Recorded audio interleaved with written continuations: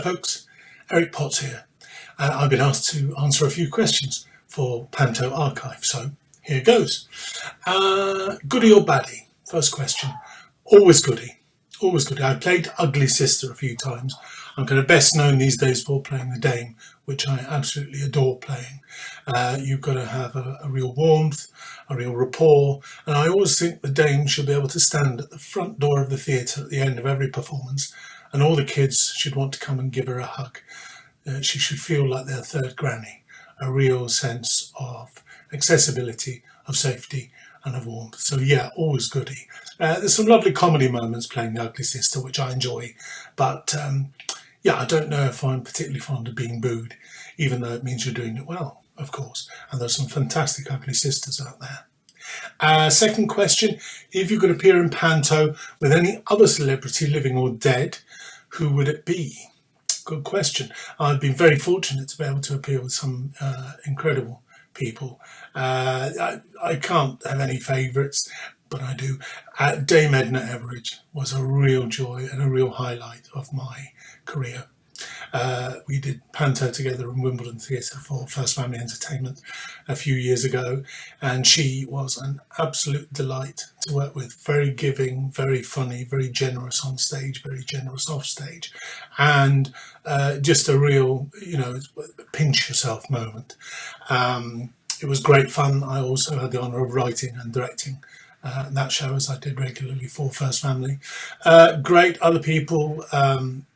A person I haven't worked with that I would like to, Eric Sykes.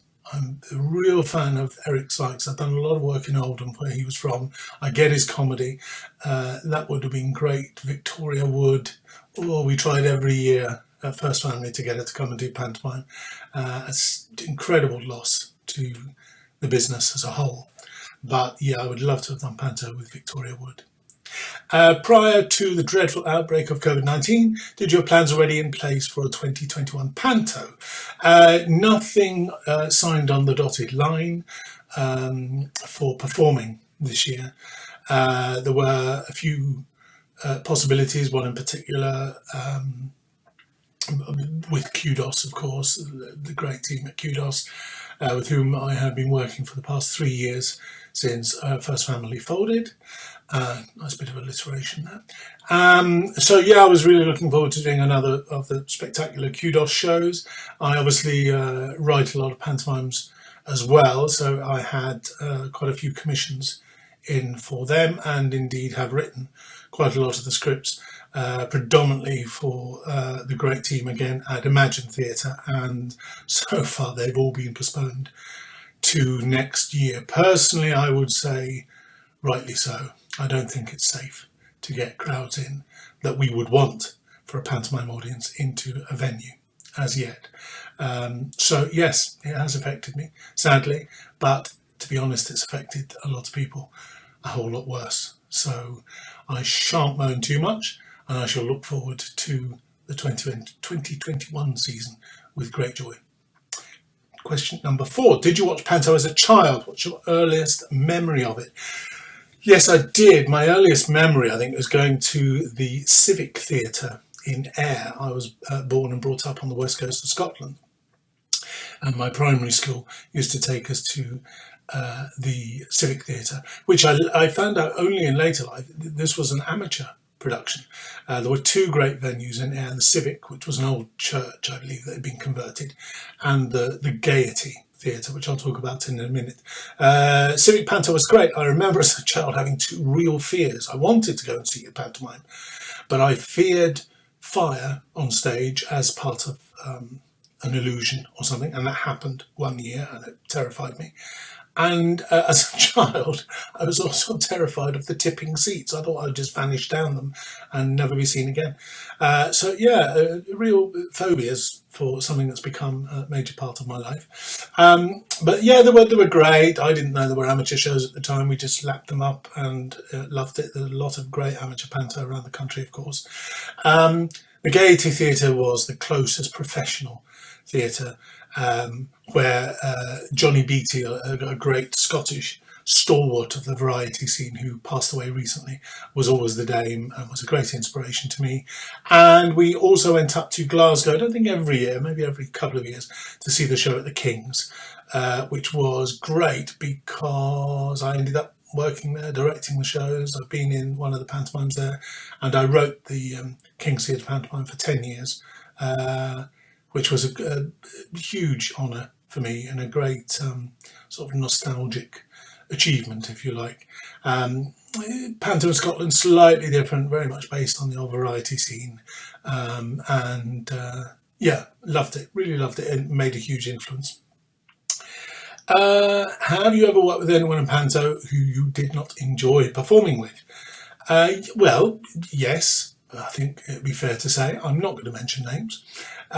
Not many, I have to say. I always, or certainly for the last, 20 years, have had the dual role of performing and directing, as well as writing in some cases, most cases. So it's a kind of double-edged sword, different hats to put on, your directorial approach, and the fact that you've actually got to appear on stage with everyone for 4 or 5 weeks once the show's open. So it can be a tricky thing if you disagree with someone directorially, and I always like to think I'm pretty fair and I give everyone, my phrase is, let's give it an airing if someone comes up with an alternative idea. I think everything deserves an airing, to be seen, to be tried, and if it works, great, and I'm grateful. If it doesn't work, I say, no, I'd really like to do it my way. And over the years, there have been a couple of people who haven't liked the fact that I have been able to do that. People that perhaps should have known better. And others who perhaps were just learning the craft and learning the etiquette, the technique, both in the rehearsal room and on stage. But they are very few and far between. And I always think that you learn something from that, personally. And if you do learn from what is potentially a not very enjoyable experience, if you learn from it, then it's a plus, it's a bonus. And you move on from that and you make sure the same mistakes or the same situations don't arise again. Very, very lucky to have worked with an incredible number of fantastic performers who adore pantomime, who value pantomime, and who want to see it continue and flourish as it should do for many years. So that in 50 years, Panto Archive will be looking back at what we are doing now and saying, oh yes, the traditions were upheld, the boundaries were widened, and Panto was what it should be. Take care, folks. Look after yourselves during this bizarre time. Stay safe and hope, above all else, for a wonderful Panto season in 2021. Bye.